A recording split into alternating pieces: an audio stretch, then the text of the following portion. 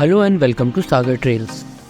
दोस्तों, अगर आप कंबोडिया ट्रैवल करने वाले हैं और इमिग्रेशन, बस फेयर, टाइम, सिम करेंसी और लैंड बॉर्डर क्रॉसिंग से लेकर आपके कई सारे डाउट्स हैं, तो ये वीडियो आपके लिए काफ़ी हेल्पफुल होने वाला है। मैंने कंबोडिया को वियतनाम के साथ क्लब किया था, इसलिए मेरा ये ट्रैवल हो ची मिन सिटी से कंबोडिया के लिए था। सो हो ची मिन से पूरी ट्रैवल जर्नी को मैंने पहले ही अपने चैनल पे अपलोड किया हुआ है। ये वीडियो पूरी तरीके से इन्फॉर्मेटिव है, तो अभी तक आपने अगर कंबोडिया का वो वाला वीडियो नहीं देखा तो आई बटन से आप वो वीडियो को देख सकते हैं। तो चलिए सबसे पहले बात करते हैं कंबोडियन बॉर्डर क्रॉसिंग की। दोस्तों देखिए, कंबोडिया को कोई भी अपनी फर्स्ट प्रेफरेंस में नहीं रखता है और ज़्यादातर केसेस में कंबोडिया को क्लब करके ही आना पसंद करते हैं। जैसे कि मैं वियतनाम गया था और वहाँ से मेरा प्लान बना कि मैं जाके दुनिया के सबसे बड़े हिंदू टेम्पल एंगोर वॉट को भी देखूं। तो अगर आप वियतनाम के साउथ यानी कि हो ची मिन सिटी से ट्रैवल करने वाले हैं तो आपके पास ट्रैवल करने के दो सबसे बेस्ट ऑप्शन है। एक है लैंड बॉर्डर क्रॉसिंग जो आप बस के थ्रू कर सकते हैं और दूसरा डायरेक्ट फ्लाइट लेके। तो सबसे पहले बात करते हैं हाउ टू ट्रैवल विद बस, और इसी को लेके हजारों लोगों के अंदर डाउट क्रिएट होते हैं। एंड आई नो कि as a first time traveller आपके मन में भी कई सारे डाउट होंगे, क्योंकि लैंड बॉर्डर क्रॉसिंग में कंबोडिया इमिग्रेशन का नाम काफ़ी ख़राब है और इंटरनेट पर सर्च करने पे आप पाएंगे हज़ारों ऐसे वीडियो जिसमें इमिग्रेशन पे मिसबिहेव, अननेसेसरी डॉक्यूमेंट्स मांगना और घूस के तौर पे एक्स्ट्रा मनी चार्ज करना, ये सब शामिल है। तो पहले देखते हैं कि एज अ इंडियन जब आप लैंड बॉर्डर क्रॉस कर रहे हैं तो आपके पास कौन कौन से वैलिड चेकलिस्ट डॉक्यूमेंट होने चाहिए। और मान लीजिए आप ये डॉक्यूमेंट कैरी भी कर रहे हैं, तब भी काफ़ी चांसेस हाई हैं कि आपसे अननेसेसरी क्वेश्चन और एक्स्ट्रा मनी मांगा जाए। सो आई वुड सजेस्ट यू कि अगर आप लैंड बॉर्डर क्रॉसिंग कर रहे हैं तो फर्स्ट यू कैन ट्राई कि आप अपने वैलिड डॉक्यूमेंट के साथ ही एंटर करने की कोशिश करें, और अगर ऐसा ना होता है तो आप किसी भी लफड़े में ना पड़ के उनको थोड़ी बहुत एक्स्ट्रा प्रोवाइड कर दें। मेरी काफ़ी सारे लोगों से बात हुई थी वियतनाम में ही, जो कि कंबोडियन बॉर्डर क्रॉस करके वियतनाम में आए थे। वियतनाम एंटर करते हुए उन्हें कोई प्रॉब्लम नहीं हुई, लेकिन कंबोडियन बॉर्डर को छोड़ते हुए उन्हें काफ़ी सारी प्रॉब्लम का सामना करना पड़ा। कईयों को काफ़ी देर तक वेट करवाया गया, कईयों से $10, $15, इवन 30, $40 तक मांगे गए, और ऑलमोस्ट सभी ने जो लैंड बॉर्डर क्रॉस कर रहे थे उन सभी ने थोड़ा बहुत पैसा वहाँ पे दिया है। और जिन्होंने भी ईजिली $10 से $15 की घूस उन्हें दे दी, वो ईजिली बिना कोई डॉक्यूमेंट चेकलिस्ट के पार कर गए।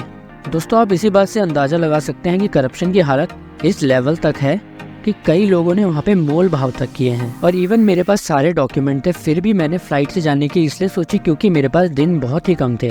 मुझे 2-3 दिन के अंदर ही कंबोडिया का सियाम रीप का ट्रिप कंप्लीट करना था। तो फ्लाइट की बात हम आगे करते हैं। And I am not promoting any bribery here, but I don't know कि ये हमारे पासपोर्ट की वजह से ऐसा है या फिर इंडियंस के प्रति कंबोडियंस का कुछ रुख ही ऐसा है, क्योंकि ये केसेस मोस्टली इंडियन के प्रति ही होते हैं। अगर आपका भी ऐसा कोई एक्सपीरियंस है तो प्लीज़ कमेंट सेक्शन में ज़रूर बताएं, क्योंकि कंबोडिया का देश काफ़ी रिलाई करता है टूरिज़्म में, और ऊपर से ही ऐसे हालात रहेंगे तो टूरिस्ट का यहाँ पे आना स्वाभाविक तौर से कम हो सकता है।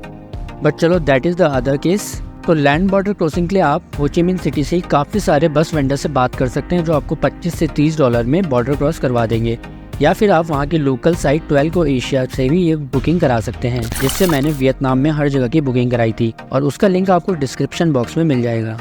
सर, यहाँ पे भी आपको एक बात का ध्यान रखना है कि आप अपने बस ऑपरेटर से पहले ही बात कर लें कि आप उनको पासपोर्ट दे रहे हैं, स्टिकर कौन लगाएगा, एक्चुअल कॉस्ट क्या होगी, क्योंकि कई केसों में ये पहले कम बताते हैं और आगे जाके ज़्यादा चार्ज कर लेते हैं। तो बेटर होगा कि आप पहले ही सारे डिस्कशन कर लें। और ज़्यादातर बस आपको नॉम फियन पे छोड़ेगी, जो कि कंबोडिया की कैपिटल भी है। तो ये भी आप डिसाइड रखें कि आपको कौन सी जगह पे विजिट करना है। जैसे कि मेरे केस में मुझे एंगोर वॉट टेम्पल देखना था, जो सियाम रीप में पड़ता है, और इस चीज़ को मैंने अच्छे से एक्सप्लेन किया है अपने दूसरे वीडियो में, जिसका लिंक आप आई बटन पे देख सकते हैं। दोस्तों, मैं अपनी इन्फॉर्मेशन से आपको डराना नहीं चाहता हूँ, बल्कि जस्ट सतर्क रहने के लिए कह रहा हूँ। सो आई होप बस से रिलेटेड आपके सारे डाउट्स क्लियर हो गए होंगे।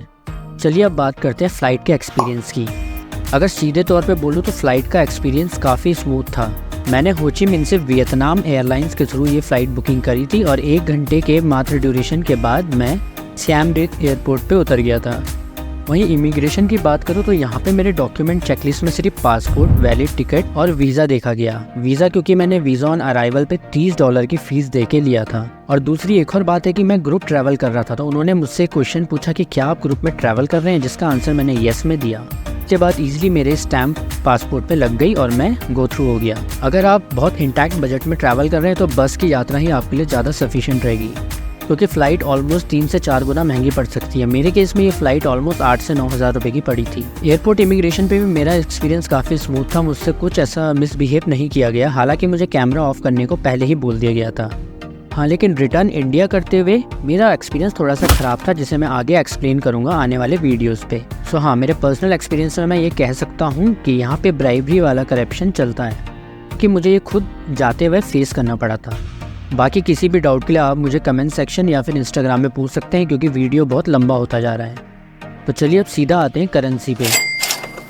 कंबोडिया की ऑफिशियल करेंसी कंबोडियन रियाल है और इंडिया के 1 INR लगभग 50 रियाल के बराबर होते हैं, और इसका इक्विवेलेंट USD में 1 USD होता है लगभग 4000 रियाल के आसपास। आप स्क्रीन पे इन कन्वर्जन को देख सकते हैं। बट दोस्तों, ग्राउंड रियलिटी कुछ और ही है। आप यकीन मानिए, अगर आप एक भी रियाल अपने साथ नहीं लेके जाएंगे तो भी आप कंबोडिया में ईजिली सर्वाइव कर सकते हैं विद डॉलर्स। कंबोडिया में हर छोटी से बड़ी चीज़ को आप डॉलर्स में बाय कर सकते हैं, और डॉलर्स में ही आप यहाँ पे सारी तरीके की स्पेंडिंग कर सकते हैं। कभी कभी तो वहाँ पर ऐसा लग रहा था कि जैसे USD ही उनकी ऑफिशियल करेंसी हो। So if you are carrying any USD, it's fair enough to spend there. हालांकि डॉलर्स में खर्च करते हुए आपको ये थोड़ा सा एक्सपेंसिव लग सकता है। सो मेरे सजेशन में it's better if you are carrying USD, आप उसी में स्पेंड कीजिए। एंड लास्टली अगर मैं बात करूँ सिम कार्ड की, तो यहाँ पे मोस्टली 3 ही कंपनी आपको मिलेंगी, जिसमें स्मार्ट, मेटफोन और सेल कार्ड नाम से ये कंपनियाँ अपने सिम बेचती है। तीनों के प्राइस कंपैरिजन की बात करूँ तो स्मार्ट सबसे बेस्ट ऑप्शन मुझे लगा, क्योंकि इसमें आप अपनी चॉइस के अकॉर्डिंग टॉपअप करा सकते हैं। मेनली सिम $1 तक आपको मिल जाएगा, और उसके बाद आप $1 से लेके $5 तक के कितने भी टॉपअप डलवा सकते हैं। मेरा ये ट्रिप सिर्फ 2 दिनों का था, इसलिए मैंने कोई भी सिम कार्ड नहीं लिया, क्योंकि कंबोडिया में मोस्टली हर जगह आपको वाईफाई नेटवर्क मिल जाएंगे।